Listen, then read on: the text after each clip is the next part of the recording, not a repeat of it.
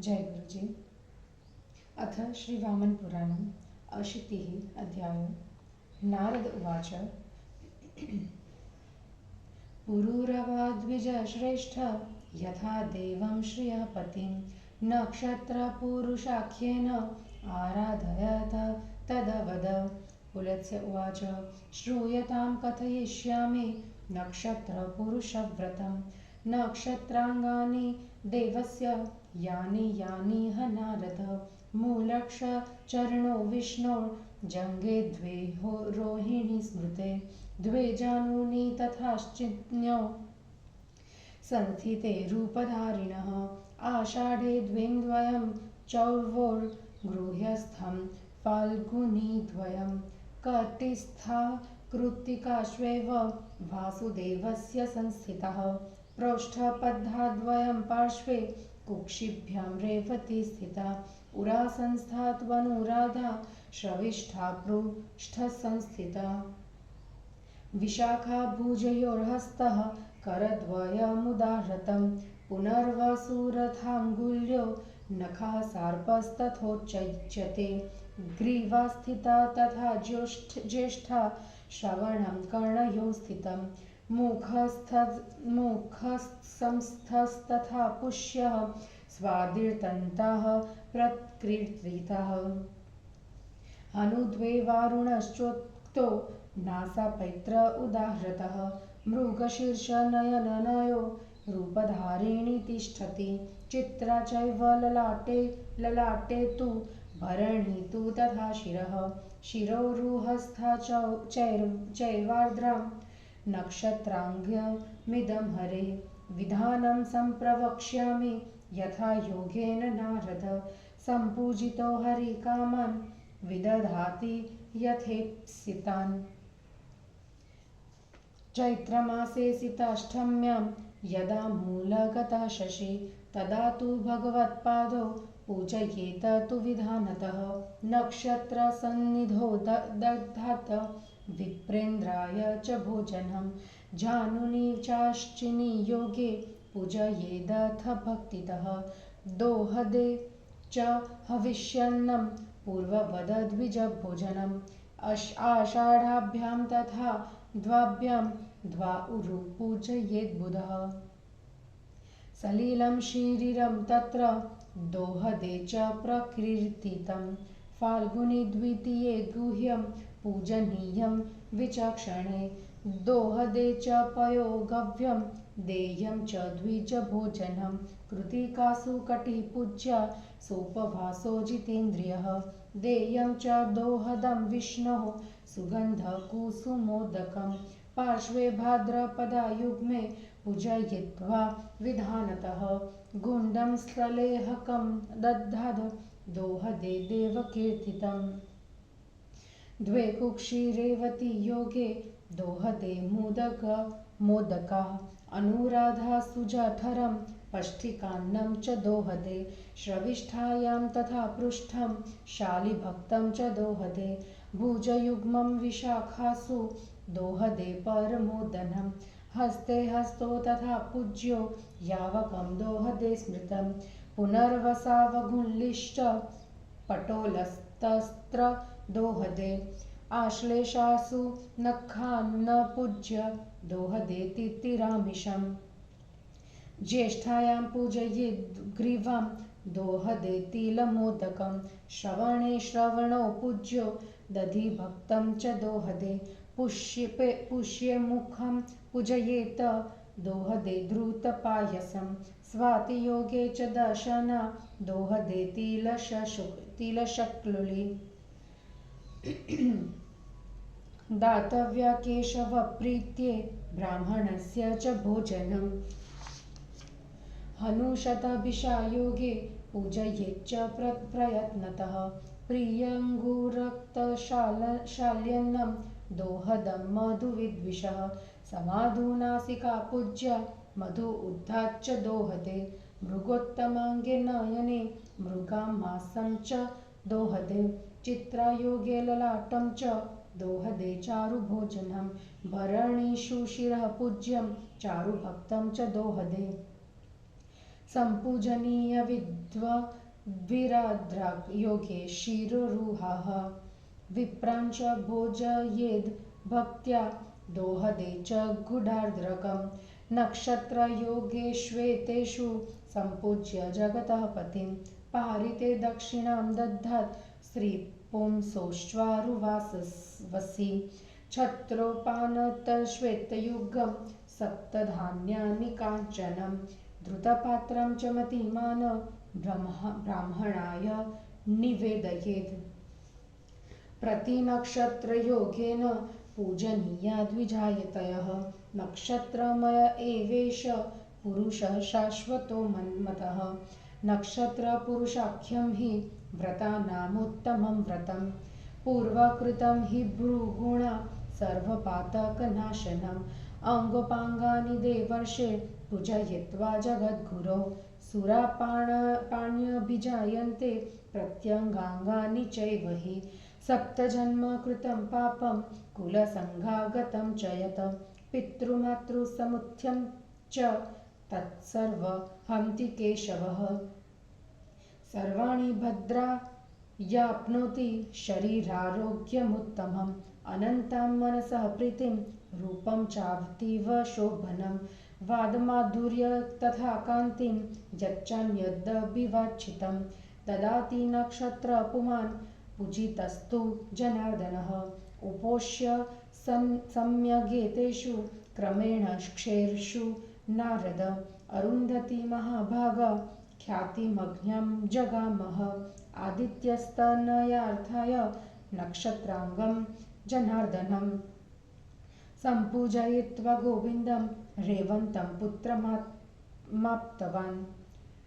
रम्भारूपमवापाग्र्यं वादमाधुर्य च मेनका कान्तिं विधुरवापाङ्ग्यां राज्यं राजापुरवरवः एवं विधानतो ब्रह्मन् नक्षत्राङ्गो जनार्दनः पूजितो रूपधारी यस्ते प्राप्ता तु सुकामिताः एतत्तवोक्तं परमं पवित्रं धन्यं यशस्यं शुभरूपदायि नक्षत्रपुसः परमं विधान शृणुष्व पुण्यामिह तीर्थयात्राम्। हिंदी अनुवाद।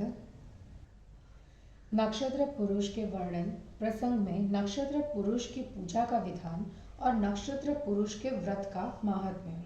नारद जी ने पूछा, द्विज श्रेष्ठ, पुरूरवा ने नक्षत्र पुरुष नामक व्रत के द्वारा लक्ष्मीपति वासुदेव की जिस विधि से आराधना की थी उसे कहिए। बुलत्सर जी बोले, नारद जी, मैं नक्षत्र पुरुष व्रत एवं देव के सभी नक्षत्र रूपी अंगों का वर्णन करता हूँ। आप सुने। मूल नक्षत्र भगवान विष्णु के दोनों चरणों, रोहिणी नक्षत्र दोनों जंघाओं एवं अश्विनी नक्षत्र दोनों घुटनों का रूप धारण करके स्थित है। पूर्वाषाढ़ा और उत्तराषाढ़ा नाम के दो नक्षत्र वासुदेव के दोनों अरुओं में पूर्वा फाल्गुनी तथा उत्तरा फाल्गुनी नाम वाले दोनों नक्षत्र गुह्य प्रदेश में और कृतिका नक्षत्र कटि भाग में स्थित है। पूर्वा भाद्रपदा तथा उत्तरा भाद्रपदा भगवान के दोनों पार्श्वों में रेवती, दोनों कुक्षियों में अनुराधा हृदय में तथा धनिष्ठा नक्षत्र पृष्ठ देश में स्थित है। दोनों भुजाओं के स्थान में विशाखा नक्षत्र है। हस्त नक्षत्र को भगवान का दोनों हाथ कहा गया है। पुनर्वसु नक्षत्र भगवान की अंगुलियां और आश्लेषा नक्षत्र उनके नख है। ग्रीवा में ज्येष्ठा, दोनों कानों में श्रवण तथा मुख में पुष्य नक्षत्र स्थित है। दांतों को स्वाति नक्षत्र कहा गया है। शतभिषा नक्षत्र दोनों हनुए तथा मधा को नासिका कहा गया है। नक्षत्रों का रूप धारण करने वाले भगवान के दोनों नेत्रों में मृगशीरा नक्षत्र का निवास है। चित्रा ललाट में, भरणी सिर में तथा आद्री नक्षत्र केश में रहता है। भगवान विष्णु का यह नक्षत्र शरीर है।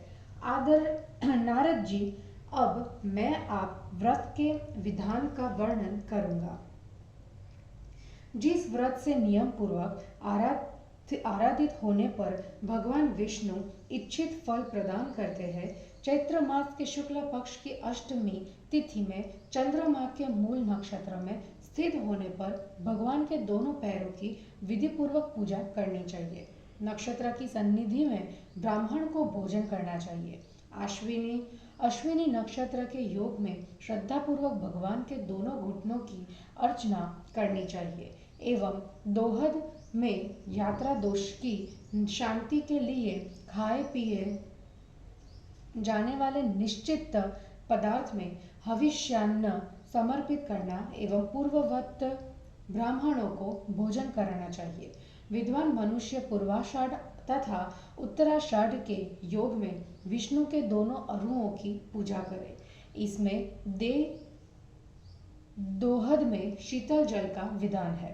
अनुक्रांत विधान में पुलत्स्य जी कहते हैं कि विद्वान पुरुष दोनों फाल्गुनी नक्षत्रों में भगवान के गुह्य देश की पूजा करे। दोहद के लिए दूध और घी दे और ब्राह्मण भोजन कराए।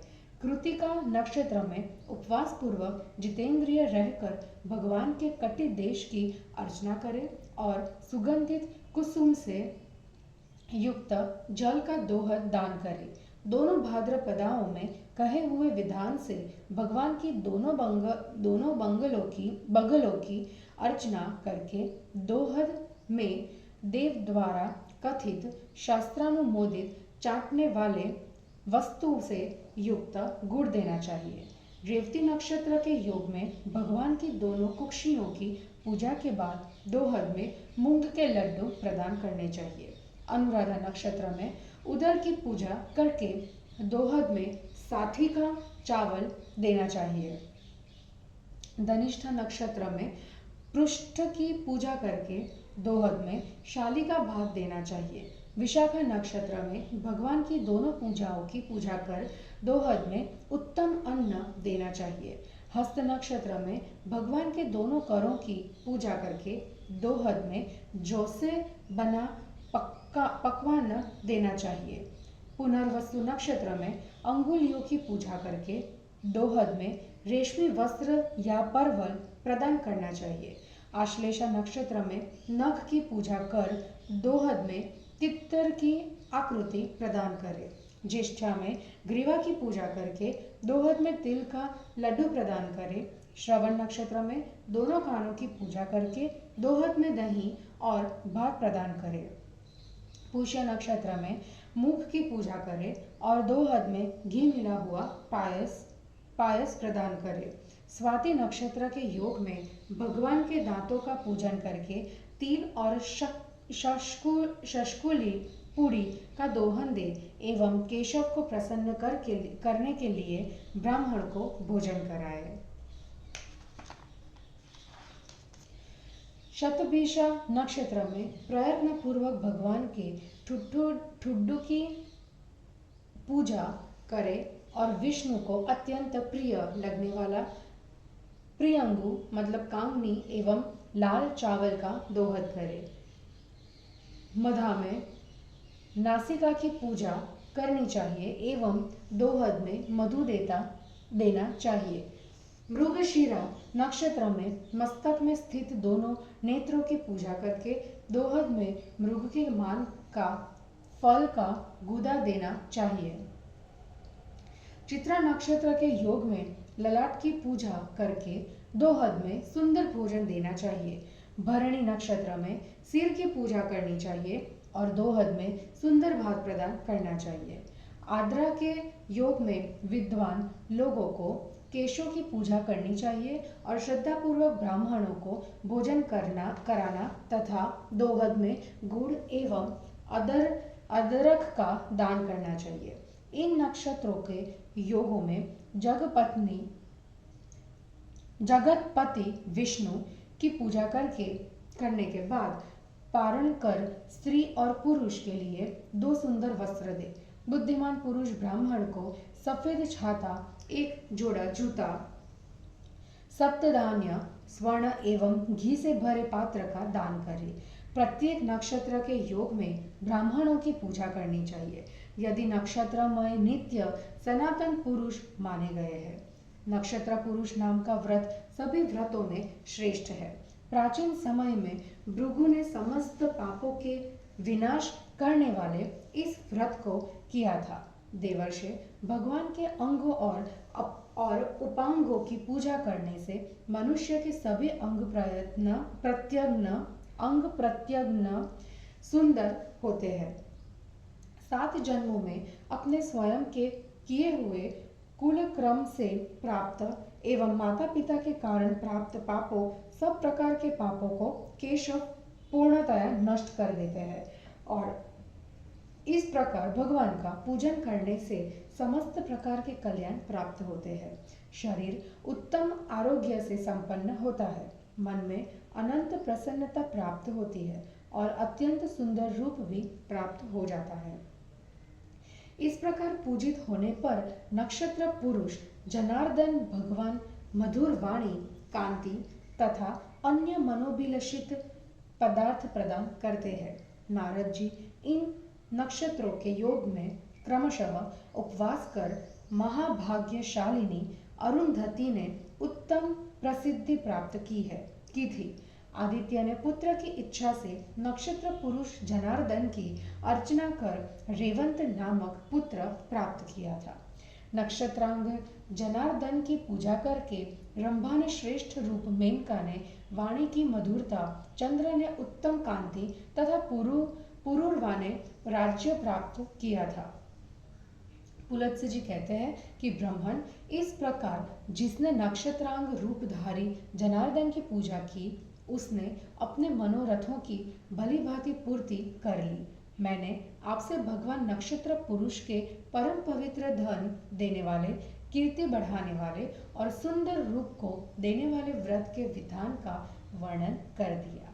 अब पवित्र तीर्थ यात्रा का वर्णन सुनिए। इस प्रकार श्री वामन पुराण में 80वां अध्याय समाप्त हुआ। जय गुरु जी।